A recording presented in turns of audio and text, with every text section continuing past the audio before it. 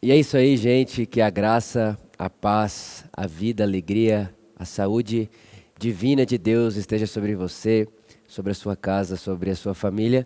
Eu estou muito feliz de estar aqui com você mais uma vez para mais um momento de compartilhar aqui a palavra de Deus, aquilo que Deus tem ensinado para a gente nessa série, A Rotina do Filho.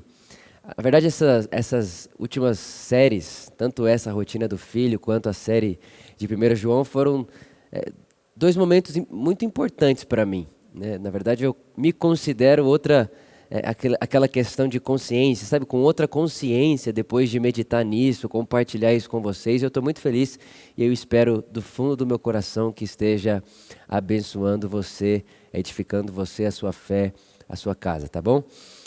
Hoje eu quero continuar então essa série A Rotina do Filho.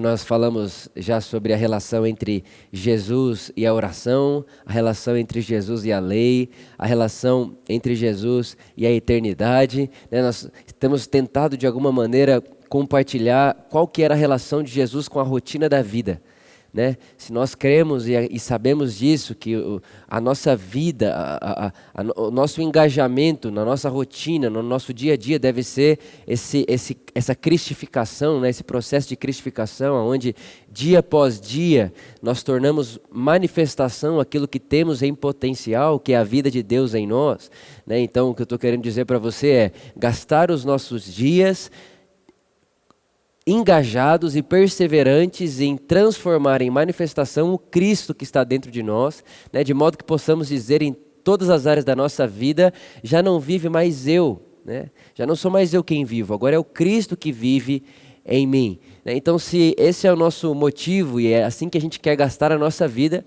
então a gente disse, olha, a gente pensou, né? Vamos fazer uma série, falar um pouco sobre a rotina de Jesus, como Jesus gastava os seus dias, né? Então hoje eu quero falar com você sobre a relação de Jesus com as tempestades da vida.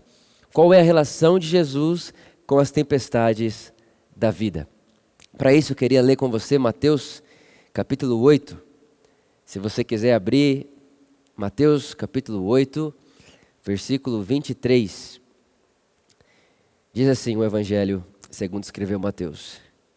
Entrando Jesus no barco, seus discípulos o seguiram. De repente, sobreveio no mar uma violenta tempestade, de tal maneira que as ondas encobriam o barco deles. Ele, Jesus, contudo, dormia. Então seus discípulos vieram despertá-lo, clamando, Senhor, salva-nos. Vamos todos perecer. Mas Jesus disse a eles, por que estáis com tanto medo, homens de pequena fé? E levantando-se, repreendeu os ventos e o mar, e houve plena calmaria. Quero orar com você, Espírito de Jesus, muito obrigado. Obrigado porque Jesus disse que iria e deixaria alguém que ensinaria sobre ele. E nós sabemos que mais uma vez, nessa manhã, tarde ou noite, independente de onde e como esse vídeo esteja sendo assistido ou escutado por alguém nas nossas plataformas, nós te agradecemos porque agora, nesse momento, nós veremos Jesus e teremos uma compreensão de consciência ainda maior do que Jesus é e do que devemos ser. Em nome de Jesus, amém, amém e amém. Eu falei sobre isso aqui, talvez 2 semanas atrás, na celebração de quarta. Uma das coisas que nós mais somos tentados a fazer é querer explicar tudo o que acontece.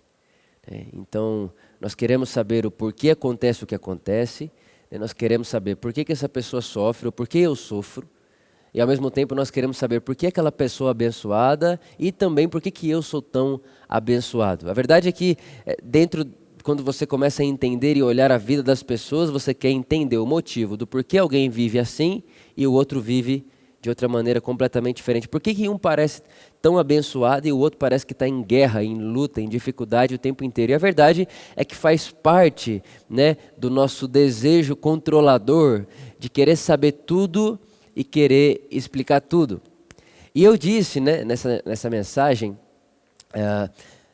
acho que o nome da mensagem é Por que Coisas Ruins Acontecem, alguma coisa assim. E eu disse que algo que tira e que de alguma maneira faz com que a gente ande ansioso e faz com que a gente ande como pessoas sem esperança é ceder à tentação de querer explicar tudo. Porque a paz que Jesus promete é a paz que excede o entendimento. E isso é interessante porque a paz que Jesus dá, ela não explica a situação. O que Jesus está dizendo, quando ele diz que a minha paz excede o entendimento, o que ele está querendo dizer e revelar é, olha, a paz que eu dou a vocês, ela não explica, porque ela excede o entendimento. Ou seja, para que eu ande na paz que Jesus disse que eu andaria, eu preciso estar disposto e disponível a não entender tudo o que acontece. E esse talvez seja o primeiro ponto que eu quero falar aqui com você, como uma introdução. Nós temos muitas perguntas e nós teremos muitas outras perguntas, mas a questão é que nós não teremos todas as respostas como algo óbvio.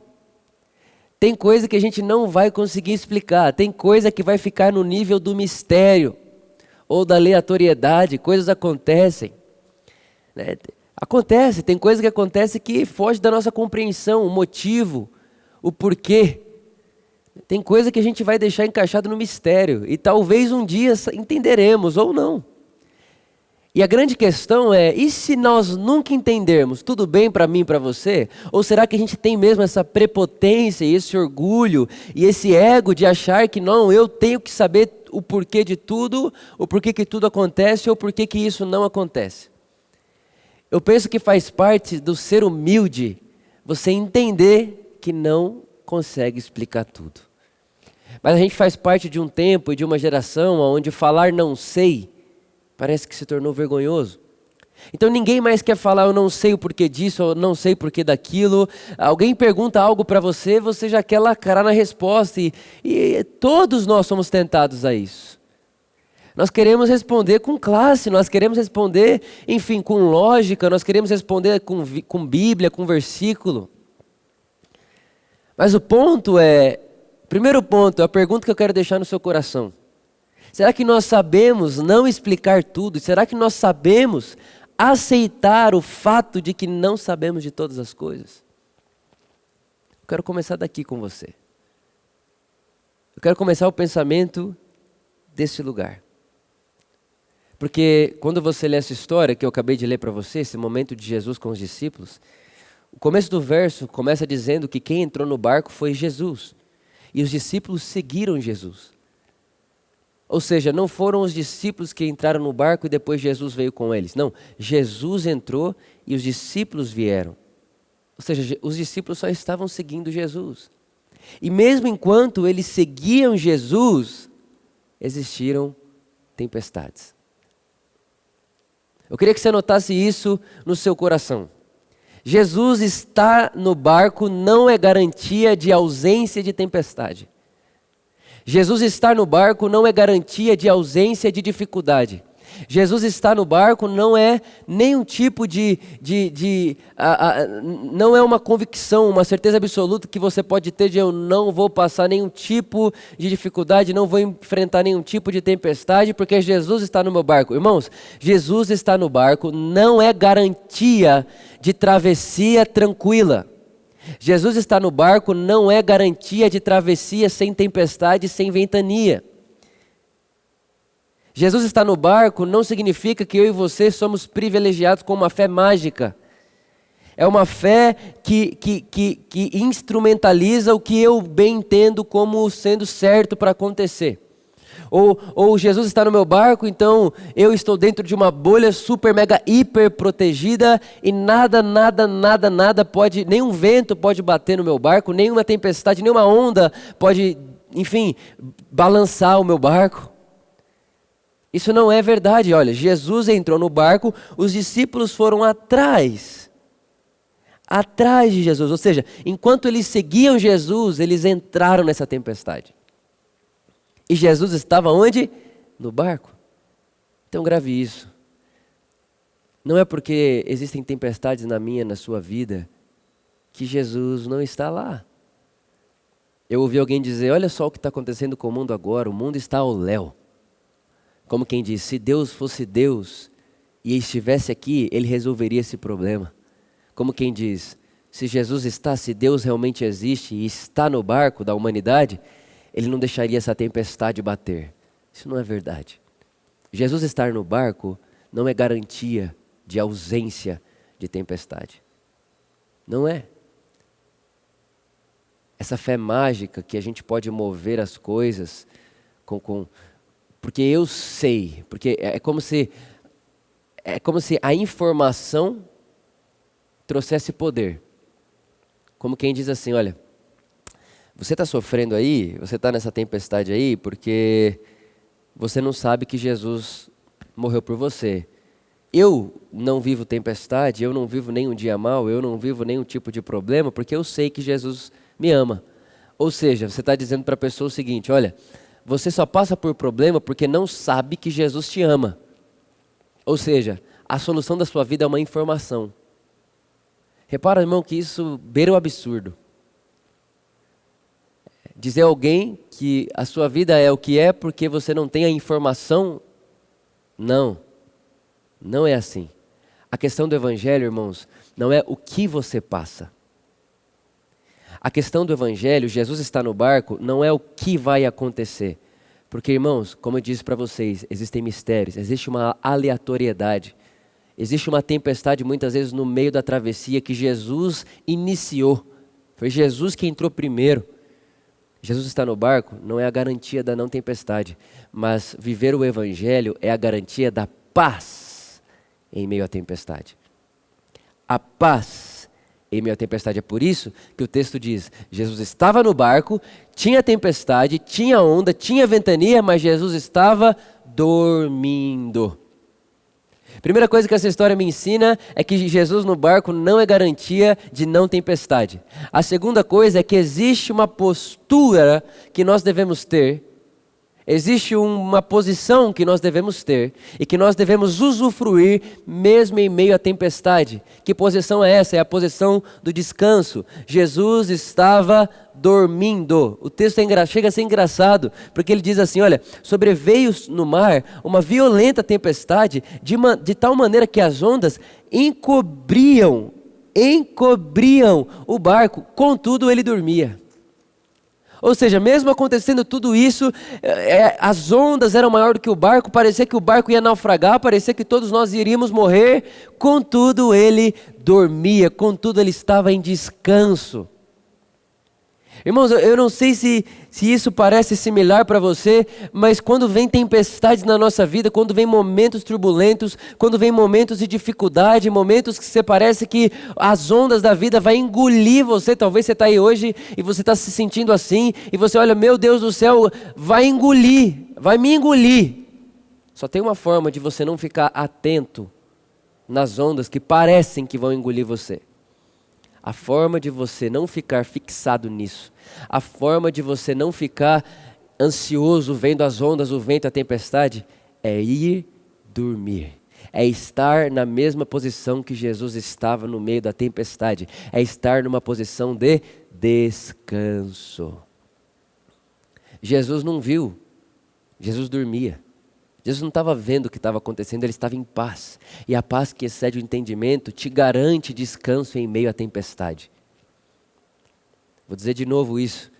Queria que você salvasse isso no seu coração. A paz que excede o entendimento, a paz que excede o entendimento, ela é a garantia do seu descanso em meio à tempestade. Alguém olha para mim e fala, Vitor, mas o que seria esse descanso em meio à tempestade? É simples. Descanso em meio à tempestade, irmãos, é manter os olhos fixos em Jesus, de modo que a minha fé não é uma fé que quer produzir transformação, como quem diz, eu tenho fé para parar com isso aqui, eu tenho fé para mudar isso aqui para sempre, eu tenho fé, aí você tenta, luta, acontece e nada acontece. Aí você se frustra com você. Não estou falando desse tipo de fé e não estou falando desse tipo de descanso. O que eu estou dizendo para você é, viver numa posição de descanso é viver numa posição onde você não duvida do amor de Deus por você. Você não duvida da bondade de Deus em você, na sua vida, na sua casa. Você não duvida, você está descansando. Bate vento, bate tempestade, você está assim, eu sei que o Senhor é meu pastor. E se Ele não me falta, nada me faltará, porque Ele é meu tudo. Eu sei que Jesus está comigo, nós estamos sim no mesmo barco e Jesus não está desesperado como as outras pessoas que estão nesse barco. Jesus está dormindo, descansando, eu vou descansar com Ele. Isso é viver numa posição de descanso. É uma fé, não a fé que tudo vai mudar. Não somente isso, não somente essa esperança, mas é uma fé, uma firme convicção de que eu sei que independente da tempestade, Ele está. Porque Ele não é quem orquestra a tempestade, mas Ele é o bom companheiro que faz com que a tempestade coopere para o bem daqueles que o amam. Deus não orquestra a tempestade, mas Ele é o bom companheiro. Ele é o meu Pai amoroso. Ele é por mim, não contra mim. De modo que, mesmo em meio à tempestade, Deus faz e traça caminhos que vão cooperar para o meu bem e para o seu bem. E aí talvez você pergunte, Vitor, que bem é esse? O Paulo diz, Romanos 8, 29, o bem é a imagem do Cristo sendo moldada, sendo revelada em nós. Sabe, irmãos, quando você passa por um momento de turbulência da sua vida, e tudo que você quer é perder a paciência, de repente tem um caminho superior ali. O caminho de você trilhar, meio ao caos, você trilha um caminho oposto. Onde o que o caos pede é a intolerância, e você consegue ver um caminho paciente. O que é isso? Isso é Deus fazendo o caos cooperar para o seu bem. Abrindo um caminho de paciência no meio de um caos que pede de você intolerância. Isso é fazer cooperar para o seu bem. Talvez você está no meio de um caos que tudo que esse caos está pedindo para você é incredulidade. Deus não te ama, Deus não te aceita, você é amaldiçoado. Olha a sua vida e você se sente inútil, um lixo. É o caos querendo fazer isso com você, mas Deus abriu um caminho que diz para você, eu te aceito, você é meu, eu sou o seu Pai amoroso, você é o meu filho amado e eu tenho prazer em olhar você. Olhe para mim e de repente o caos está pedindo para você incredulidade e o Espírito Santo te iluminou um caminho. O caminho aonde você sabe que é aceito, amado, abraçado, guardado, protegido, cuidado pelo seu Pai de amor. Isso é passar pela tempestade em descanso. É você não dar ao caos o que Ele te pede, mas é você ver o caminho do Cristo em meio ao caos. Sabe, irmãos? Isso é muito poderoso, porque essa fé que diz que você não vai passar dificuldade, não vai passar por problemas, ela simplesmente não é real. O mundo inteiro passou um apuros, juntos, o navio humano, o barco humano foi completamente atingido. A onda foi gigantesca. Ainda temos alguns, ou vários, ou bastante resquícios. Mas não tem como dizer que se o barco passou por tempestade é porque o mundo está ao léu. Muito pelo contrário, Jesus estava no barco e a tempestade estava lá. Mas o convite dele a mim e a você é, Vitor, não fique olhando as ondas e o vento. Vem descansar comigo. Vem confiar no meu amor. E é interessante que quando eles acordam Jesus olha para eles e diz, por que estáis com tanto medo? Homens de pequena fé. Repara que o que Jesus repreende é o medo e não a dúvida. Eu queria que você gravasse o que eu vou falar com você. Eu queria que você anotasse isso e nunca esquecesse. Porque isso foi um bálsamo no meu coração. O oposto da fé não é a dúvida.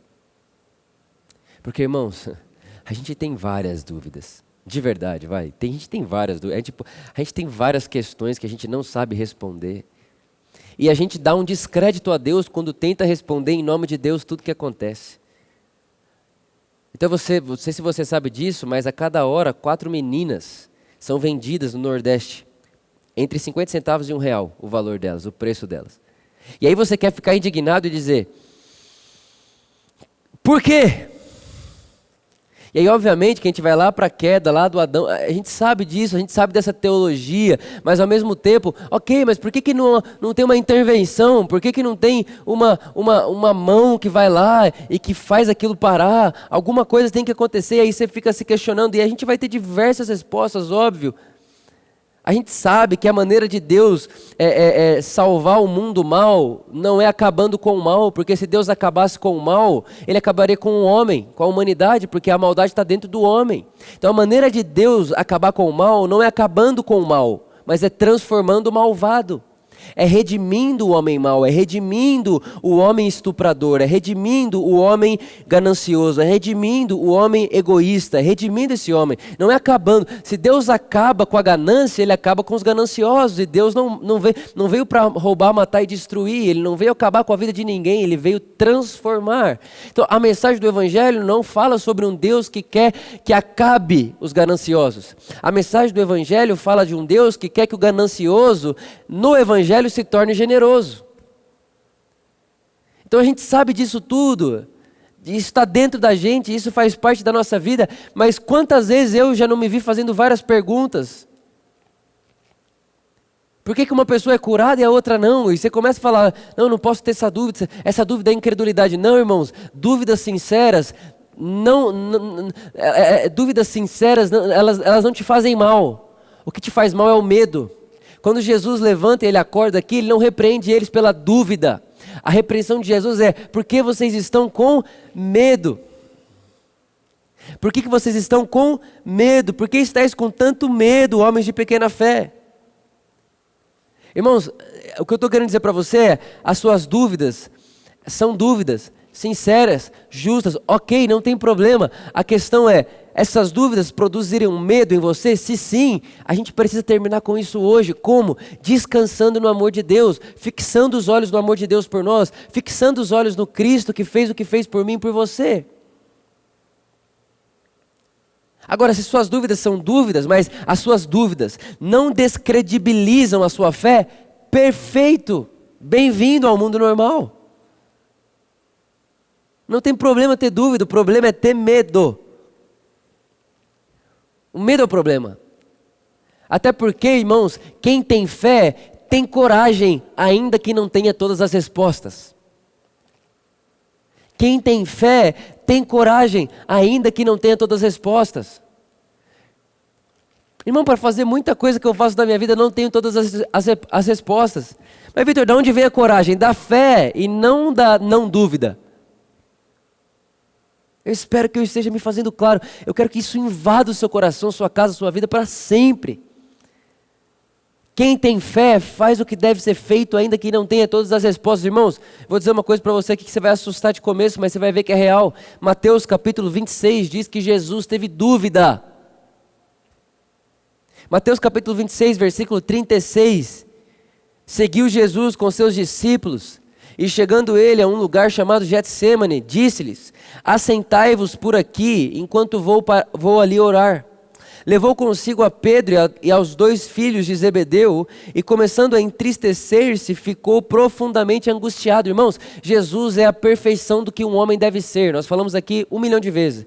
Jesus, o Deus encarnado, Ele mostra para nós quem Deus é, e ao mesmo tempo mostra para nós o que o Vitor deve ser. Ok, Jesus, o homem perfeito, sentiu-se triste e angustiado. Repara que mesmo homem perfeito nesse mundo, nessa era, nessa vida, homem perfeito sentiu tristeza e angústia. Por quê? Porque ser alegre é diferente, é muito diferente do que estar feliz. Grave isso, Jesus falou comigo isso essa semana, eu até postei isso nas minhas redes sociais, isso marcou minha vida. Ser alegre não é estar feliz. Alegria é um fruto do Espírito, felicidade é fruto emocional. Os seus frutos emocionais têm total ligação com a situação ou circunstância da vida. O fruto do Espírito não, porque o fruto do Espírito é espírito independente do que acontece no mundo circunstancial. Ou seja, Jesus estava triste, mas o fruto, a alegria do Espírito estava nele. Por isso, irmãos, a alegria ela é fruto do Espírito, de modo que, mesmo entristecido, permanecemos alegres. Sim ou não? Não tem dia que nós acordamos e parece que estamos tristes? Sim, mas a alegria do Espírito, ela não tem nenhum tipo de ligação com a vida, com a circunstância. Ela é o fruto do Espírito trazendo a vida do Cristo dentro de mim e de você. É por isso que mesmo em meio ao caos, nós podemos estar tristes, mas a alegria do Cristo em nós é a nossa força. A alegria do Cristo em nós é a nossa força, a alegria do Espírito em nós é a nossa força. Felicidade e tristeza são emocionais, alegria é espiritual, é fruto do Espírito. Glória a Jesus por isso. Versículo 38, então compartilhou com eles dizendo, a minha alma está sofrendo dor extrema, uma tristeza mortal. Permanecei aqui e vigiai junto a mim. Seguindo um pouco mais adiante, prostrou-se com o rosto em terra e orou, ó meu Pai, se for possível, passa de mim esse cálice. Contudo, não seja como eu desejo, mas como tu queres. Primeira vez Jesus faz isso. Retornou à presença dos discípulos e os encontrou dormindo e questionou a Pedro, não pudestes vigiar 1 hora comigo? Vigiai e orai para não cair em tentação. O espírito está pronto, mas a carne é fraca. E afastando-se uma vez mais, orou dizendo, ó meu Pai, se esse cálice não puder passar de mim, sem que eu o beba, seja feita a sua vontade. Irmãos, eu sei que é um pouco angustiante dizer Jesus duvidou, mas repara nisso, talvez, enfim, entenda isso. Jesus, ele é Deus em carne. Não existiu um momento da eternidade onde Jesus e o Pai não estavam em perfeita ligação, em perfeita harmonia. E Jesus ali está para passar o momento mais difícil que a história humana já vivenciou. O Deus, o doador da vida, o Pedro vai dizer lá em Atos, vocês mataram o autor da vida. O autor da vida se deixaria morrer em carne humana por toda a humanidade. Jesus está nesse momento e ele vai orar. E é óbvio, Jesus nunca foi incrédulo e Jesus nunca teve medo. Mas dúvida não é o oposto de fé. O oposto de fé é medo. O oposto do amor é o medo. O João vai dizer que o perfeito amor lança fora todo medo. Eu vejo Jesus aqui, outra narrativa dessa mesma passagem vai dizer que Jesus suava sangue. Mas eu não consigo ver Jesus tendo medo ou dificuldade de entender o amor do Pai por ele. Muito pelo contrário. Jesus nunca, em nenhum momento da vida dele, duvidou do amor de Deus. Por isso nunca teve medo, porque o amor lança fora o medo. Enquanto eu sei que sou amado por Deus, o medo não tem poder sobre mim, ainda que eu tenha dúvidas.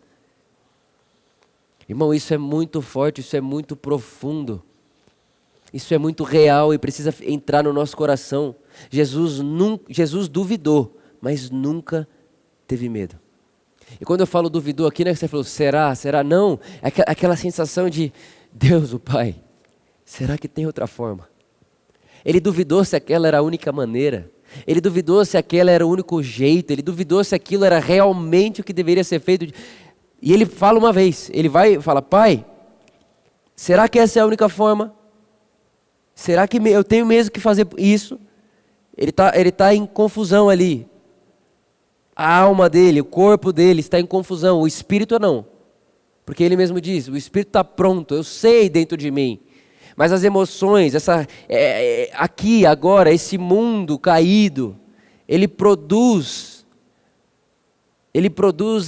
tristeza, ele produz aquilo que o homem não nasceu para viver, o homem não nasceu para morrer. Ele produz mágoas, ele produz traumas.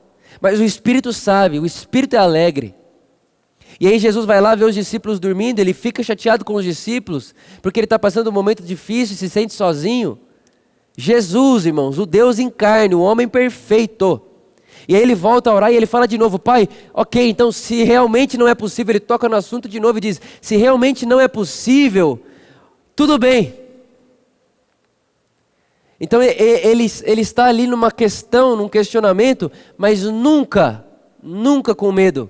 E a prova que ele não tem medo, e a prova o que mostra que ele sabe do Pai, e sabe do caráter do Pai, e sabe do caráter amoroso do Pai, e sabe que o Pai é fiel à sua palavra, ao que ele é, ao que eles são. Ele diz, mas que seja feita a tua vontade, porque agradou ao Pai moê-lo.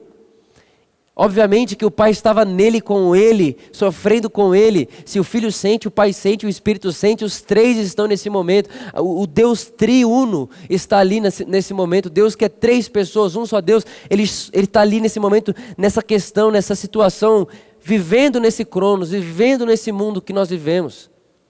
E mesmo sendo homem perfeito, questionou, sentiu tristeza, passou por tempestades. Mas irmão, a questão não é se passamos ou não tempestade. A questão é se no meio da tempestade nós podemos dizer e olhar e falar, eu sei que eu sou amado pelo meu Pai, eu tenho convicção, eu tenho certeza, eu confio no caráter do meu Pai eu amoroso, eu confio no Cristo morando em mim, eu sei que Ele é o meu pastor e se Ele não me falta, nada me faltará. Eu estou fixado, eu sou prisioneiro dessa verdade porque fui encontrado, não fui eu que fui até Ele veio até mim, Ele me encontrou, Ele me redimiu, Ele me perdoou, Ele me salvou e Ele está aqui e está agora. A presença dEle não me garante a ausência de tempestade, mas a presença dEle me garante a paz que excede o entendimento. Então eu não viverei ansioso, não viverei com crise de pânico, com depressão, com sentimentos que vêm para perturbar a minha vida. Não, eu confio no meu Senhor,